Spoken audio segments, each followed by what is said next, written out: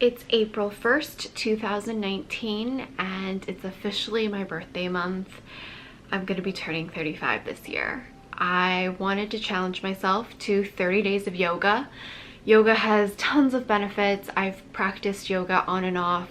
I've done core power yoga, I've done yoga works, I've done yoga at events, but I've never committed to 30 solid days of yoga. I see the benefits of it, I felt the benefits of it, but time, money, and resistance has kept me from doing a consistent practice. So I thought, what better way than to do 30 days of yoga for the month of April as a way to treat myself for my 35th birthday. I also think it'll be interesting because I'm currently on a no buy, low buy over on my main channel, and I document all of that. And I figured, let's see if I can do 30 days of yoga with what I've got. YouTube, my gym offers yoga classes as well. Obviously, I won't be able to document everything, especially if I go to a studio and a yoga class at my gym, but I think I'm gonna try and do as much documentation of this journey as much as possible and see what happens. I deal with a lot of back pain, neck and shoulder issues because of sitting at my desk editing for hours and days at a time. I also have really bad posture. My posture has gotten progressively worse as I've aged. Depression, anxiety, life weighing me down physically, mentally, emotionally. To start off easy, I'm going to start with a 10-minute neck and shoulder yoga with Adriene. I will create a playlist of all the yoga classes I'm taking on YouTube, and I will link that in the description box in case you want to watch or do your own practice. Announcing my official 30 days of yoga starting today. Day 3 of my 30-day yoga challenge. Yesterday I did an hour-long yoga meditation class that's offered at the gym, and I'm going to do another one tomorrow morning, which will be Thursday, but I thought I would just do a nice bedtime yoga tonight. It's 12 minutes, and I already did a really intense gym workout this morning. Plus, it's just been a really long day. I had a photo shoot, I had an event, I had a podcast thing. I was also working in between all of that. Let's try a bedtime yoga. I've never done bedtime yoga. Now, this 30 days, I'm gonna do as many hour-long yogas as possible, but I don't think it's about the time frame, more about the taking the time to either do an office break or a shoulder and neck stretch, upper body one, or anxiety one when I'm feeling anxious. That's kind of where I'm going with this. For me, it's more about taking anywhere between 10 to 15 minutes, sometimes an hour, to just breathe and unwind. I also noticed that yesterday in my hour-long yoga class, it took me about 30 minutes to get my brain to shut off and focus and be present in the moment. I just realized I need to do my 1-week check-in out of my 30 days. Last week, I started on Monday the 1st, and I completed all the way through the 6th, Saturday. I completely forgot on the 7th. I started up again on Monday, and today's Tuesday, the 9th, and I've only skipped one day. So a lot of you guys were asking on socials, like, what my challenge kind of entails. So it doesn't matter how long the yoga I do. I've been incorporating classes at my gym whenever I can get to a class.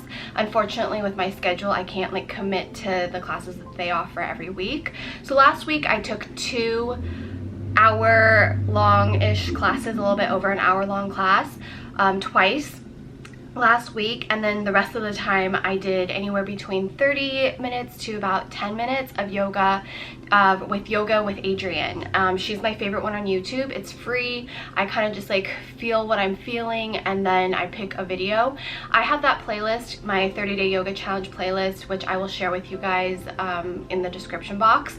So it doesn't mean that I have to take a class, because I just knew financially and time-wise that wasn't going to work every day, and I was setting myself up for failure. So this was all about, just like I mentioned in the beginning, trying to just take time for myself when I'm really stressed, just focusing on breathing, being present, and stretching, and that's stuff that yoga really incorporates for me.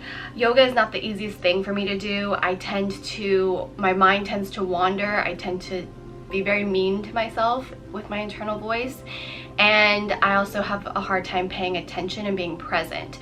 So yoga, traditional yoga, not like heated yoga or core power yoga, which is a little more fast-paced, a little more intense in terms of the physicality of it. Traditional yoga, like vinyasa flows, meditation and flows, those are very hard for me. And the first 3 days, time could not move slower. But by Thursday, I really enjoyed my over hour-long class. I was challenged. I was able to like be challenged mentally, physically, and breathing wise, and I keep catching myself holding my breath. And I really enjoyed it, and time didn't move as slow. I did check the clock a couple times, but I'm trying to get better, and I think it's really interesting by being consistent 6 out of 7 days, and now Monday through Tuesday, it really has slowly shift my mind a little bit. I feel like I'm able to like move past things a little bit quicker. I also have been still doing my 3 to 4, sometimes 5 days a week gym training, which incorporates cardio, HIIT training, and weight training. Something I didn't think about, and I wish I did, because I didn't take an official like before photo of my yoga challenge, because my yoga challenge wasn't about weight loss or toning, because that's what my fitness journey is about and diet journey is about. Adding the yoga even 10-12 minutes a day when I can't do the full hour has really dramatically shifted my body. It's really crazy. Like I'm only a week and 2 days in, and my body's already dramatically changed. So, and I know it wasn't because of the cool slimming, because that takes 2 months to start to be noticeable, and I had it done yesterday, so there's no way you would notice it today. What do you think of my yoga journey so far? I like it. I like yoga. I like when you do it. It makes you calmer. Does it really? Mm-hmm. Like noticeably? Mm-hmm. Even after just a couple days? Yeah. It makes you get out of your head a little bit. And physically, have you noticed like a huge change? Well, it's tough to tell because you work out, you know, doing other things other than yoga. So whether it's the yoga or the cardio or lifting, like you definitely have had a change in your body physically, you know, noticeably in your body type. So yeah. I don't know if it's specifically because of the yoga. I think for you the benefits are more mental than they are physical at this point, because you've only been doing it for 6 days now, right? 9. 9? Do you think that has helped with the other workouts I'm doing? Because I think a lot of it was, we discovered after research, my cortisol levels were too high. That, plus also, okay, so you spend a lot of time doing things that are very compressed, meaning like if I'm running, gravity is pushing down and the earth is pushing up, so it's compressing your spine, compressing everything in as you run. When you're lifting weights, it's very compressed. I'm lifting, I'm tightening, compression. So the yoga is the opposite of that. It's the lengthening, it's the stretching, it's the yang to the yin. I have officially finished week 2 of my 30-day yoga challenge. 2 more weeks to go. I took an incredible vinyasa flow class yesterday at my gym, and the teacher actually teaches at Yoga Works as well. It was so good, and I definitely have noticed that my practice is more mindful and more present. That's been my goal this week. Every time they ask what my intention is, or to tell yourself and remind yourself what your intention is to be present in the moment and to breathe. I find that I'm catching myself throughout my day now when I'm not breathing, and I'll just take a moment and drop my breath and breathe. Breathing is so important. It helps with stress, anxiety, so much. So week 2 is done. I'm really enjoying yoga now, I have to say. It definitely, doing it every day has definitely like clicked, and something's shifted in me. So I can't wait to start week 3. Officially May 1st, which means I've completed my 30-day yoga challenge. There were a couple days where I did end up missing, specifically the week of my birthday. It was one of the hardest weeks I've had to deal with in a while, emotionally, mentally, life stuff, and then also physically. I just wasn't feeling that great. I did do a couple days that week, but I did not complete the entire week. For that time, I think I skipped 2 days. So overall, I did complete my 30-day yoga challenge come hell or high water for the most part. I did skip, I think, 3 days total out of the 30 days. And at first I was really down about it, and then I realized part of this challenge is to just be mindful, and if it doesn't happen, it doesn't happen. It wasn't because I was like being lazy or anything like that. It was just time got away from me and I completely forgot, or I wasn't physically feeling up to it. So I would just sit and kind of breathe. And in that situation, that's kind of like yoga as well. So what did I get out of 30 days of yoga? I got a sense of peace. And what I mean by that is, despite having a bad week, despite still having a lot of these reflective down feelings around my birthday week, I didn't let it linger too long. I think it was really bad maybe 2-3 days out of the month. And I knew it was going to be a hard month going into it. My birthday month is always a hard month going into it, which is why I wanted to do this challenge.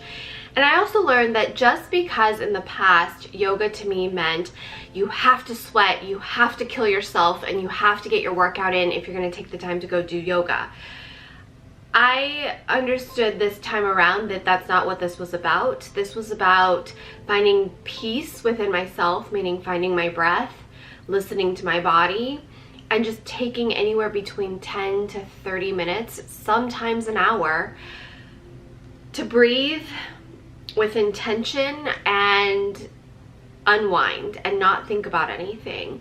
And I actually think because of this challenge, I want to embark on like 48 hours without my phone or 7 days without social media. If that's a challenge you guys would be interested in seeing here on this channel, I just take 10 to 20 minutes a day and stretch or move, feel the ground underneath me, and let my breath drop.